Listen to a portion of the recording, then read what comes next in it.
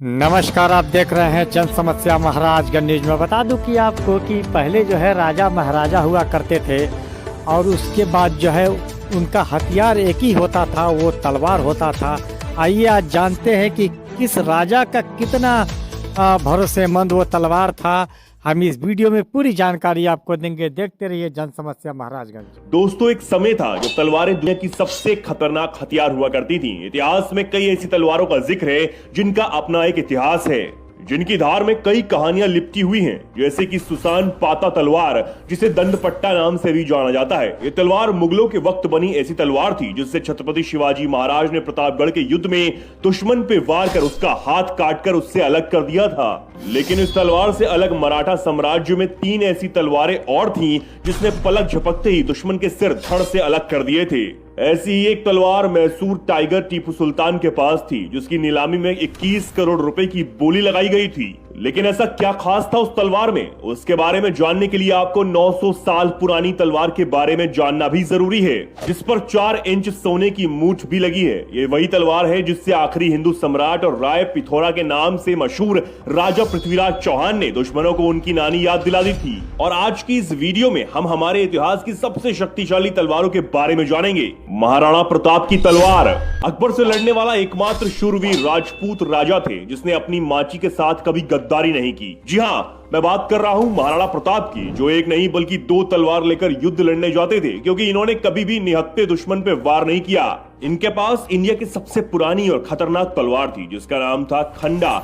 आपको बता दें, खंडा तलवार ऐतिहासिक और धार्मिक दोनों नजरिए से काफी शक्तिशाली थी, क्योंकि ये वो 2-धारी तलवार थी जिसकी ब्लेड इतने सीधे और नुकीले थे कि इसकी मदद से दुश्मन पर वार कर उसका खात्मा करना हवा के झोंके जैसा आसान होता था। यही नहीं, अगर धार्मिक ग्रंथों की माने तो खंडा तलवार अज्ञान को हटाकर दुनिया को ज्ञान का रूप दिखाता है। इसी वजह से राजपूत घरानों में इस तलवार की बहुत मान्यता थी। फिलहाल इनकी ये तलवार उदयपुर के महाराणा प्रताप म्यूजियम में रखी हुई है।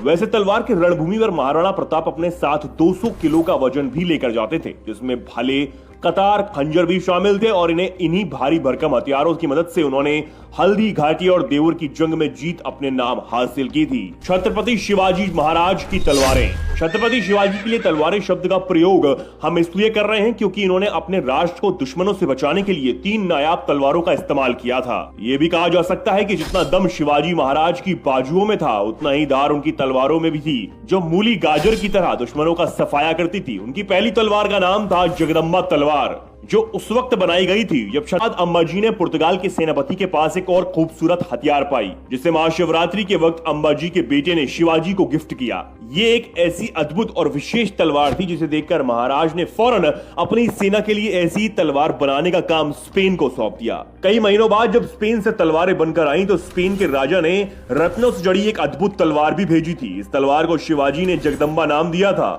जिसे गुलामी के दौरान अंग्रेज अपने साथ ब्रिटेन ले गए थे। इस तलवार का वजन 1.2 किलो था और इसके इसी हल्केपन की वजह से दुश्मनों को मार गिराने में काफी कुशल थी। अब बात करते हैं उनके दूसरे तलवार के बारे में, जो उनको खुद उनकी कुलदेवी तुलजा भवानी ने दी थी। दरअसल शिवाजी महाराज अपने हर युद्ध के पहले जीत की दुआ मांगने अपनी कुलदेवी तुलजा भवानी के मंदिर जाते थे। ऐसे ही एक दफा मुगलों से होने वाले युद्ध से पहले जब वो राजश्री माता के दर्शन के लिए पहुंचे, तभी देवी अचानक से प्रकट हुई और उन्होंने शिवाजी महाराज को आशीर्वाद दिया और दुश्मनों का अंत करने वाली तलवार दिया, जिसका नाम भवानी तलवार रखा गया। उनकी अगली तलवार है तुलजा तलवार, जो उनकी खानदानी तलवार है। अगर इतिहासकारों की माने तो यह तलवार शिवाजी महाराज को राज्याभिषेक के बाद अपने पिता साहूजी महाराज से मिली थी। इन तीनों तलवारों में से जगदम्बा तलवार आज भी इंग्लैंड के एक म्यूजियम में रखी गई है, जबकि भवानी और तुलजा सालों से लापता है। इनमें से इंग्लैंड में मौजूद तलवारों को गवर्नमेंट ने वापस लाने की खूब कोशिश की, लेकिन इसके लिए इंग्लैंड की गवर्नमेंट ने मंजूरी नहीं दी है,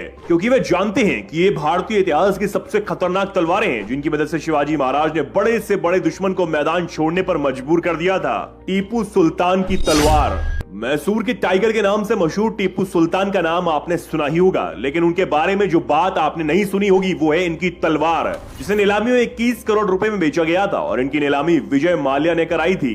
दरअसल विजय ने 2004 में 1.5 करोड़ में इसे खरीदा था, लेकिन उनके परिवार का मानना था कि जब से वो तलवार उनके घर में आई थी तब से उनका बुरा वक्त शुरू हो गया है। इसलिए उन्होंने लंदन के फेमस ऑक्शन हाउस में इस तलवार को डिस्प्ले करने के लिए रखा। यहाँ इस तलवार की नीलामी 21 करोड़ रुपए में हुई। इतनी महंगी नीलामी की असली वजह इस तलवार पर बेशकीमती पत्थरों से बने बाग थे, और सिर्फ तलवार ही नहीं, टीपू सुल्तान का प्रेजेंटिंग साइन भी वो बाग ही था, क्योंकि उनकी सभी चीजों पर बाग का निशान जरूर नजर आता है, क्योंकि वो बाग की ताकत को सबसे ऊपर मानते हैं। आपको बता दें, उनकी इस तलवार को बनाने के लिए बूट स्टील का इस्तेमाल किया गया था, जिसका वजन 7 किलो 400 ग्राम है, जो इसे इतना तेज बनाती है कि ये इंसान के शरीर पे लोहे के कवच को चीरते हुए उसे 2 टुकड़ों में काट देती है। इस तलवार की इसी खासियत ने इसकी नीयत बिगाड़ दी थी, और श्रीरंगपट्टनम में एक युद्ध के दौरान टाइगर और टीपू सुल्तान की मौत के बाद ईस्ट इंडिया कंपनी के मेजर थॉमस हर्ट उनके सभी हथियारों के साथ इस तलवार को लेकर ब्रिटेन चले गए थे। हालांकि टीपू सुल्तान की ये तलवार आज कहां है और किसके पास है, ये कोई नहीं जानता, क्योंकि ये ना किसी म्यूजियम में है और तमाम मुश्किलों का सामना करने के बावजूद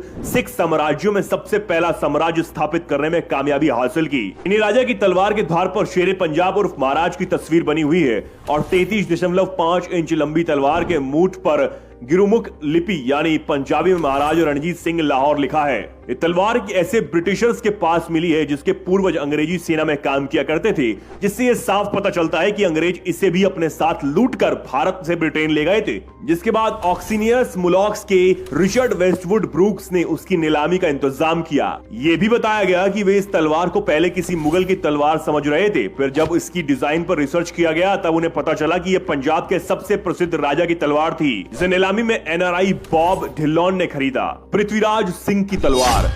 11 साल की उम्र में चौहान राजवंश के दावेदार संभालने वाले पृथ्वीराज चौहान के जितने बड़े विशाल और अद्भुत कारनामे थे, उतनी ही भारी उनके शस्त्र थे। इनकी 38 इंच की तलवार को आकर्षण और राजवंश का प्रतीक दिखाने के लिए 4 इंच की सोने की मूठ पर चढ़ाई गई थी, जिससे उन्होंने इतिहास में अनगिनत युद्ध लड़े। अगर लोगों की माने तो ऐसा कहा जाता है कि यह तलवार लगभग 900 साल पुरानी है और उनके वंश की खानदानी तलवार है। इसलिए जब भी कोई राजा राजगद्दी पर बैठे तो राजाभिषेक के वक्त उसे यह तलवार भेंट दी जाती है। ये तलवार तराइन के युद्ध के वक्त भी सम्राट पृथ्वीराज चौहान के पास थी, लेकिन उसके बाद इस तलवार का कहीं कोई जिक्र नहीं हुआ। पर हाल ही में राव माधव सिंह ट्रस्ट म्यूजियम में इसको देखा गया, जिसके बाद ये पता चला कि ये सम्राट पृथ्वीराज की वही खानदानी तलवार है जिससे उन्होंने हर युद्ध में जीत को अपने नाम किया था। अब इन सभी तलवारों के बारे में जानकर ये बात तो साफ हो गई कि आज से 800 साल पहले भारत अस्त्र शस्त्र और युद्ध कला में दुनिया का सबसे ज्यादा विकसित देश था, और इसी का सबूत है ये तलवारें, जिनके इस्तेमाल से यहाँ के सभी वीर राजाओं ने ना जाने कितने युद्ध लड़े और ना जाने कितनी जीत का खिताब अपने नाम किया। ऐसी एक तलवार आज यूरोप में है, जो बनी तो इंडिया में थी, फिर उसे हमने अरबी लोगों को बेचा था और उसे उन्होंने यूरोप को बेच दिया। इस तलवार का नाम है डेमेस्कू द ग्रेट स्वॉर्ड, जो दुनिया में सबसे ज्यादा शार्प तलवारों में से एक है, और इसका निर्माण भारत में ही हुआ था। इस तलवार की धार का अंदाजा इस बात से लगाया जा सकता है कि इसने युद्ध में घोड़े सहित योद्धाओं को काट कर गिराया था। तो ये थी वो तलवारें जो किसी भी दुश्मन को पल भर में मौत के मुंह में धकेल सकती हैं। आपको भी इनमें से किसी और तलवार के बारे में पता हो तो हमें कमेंट करके जरूर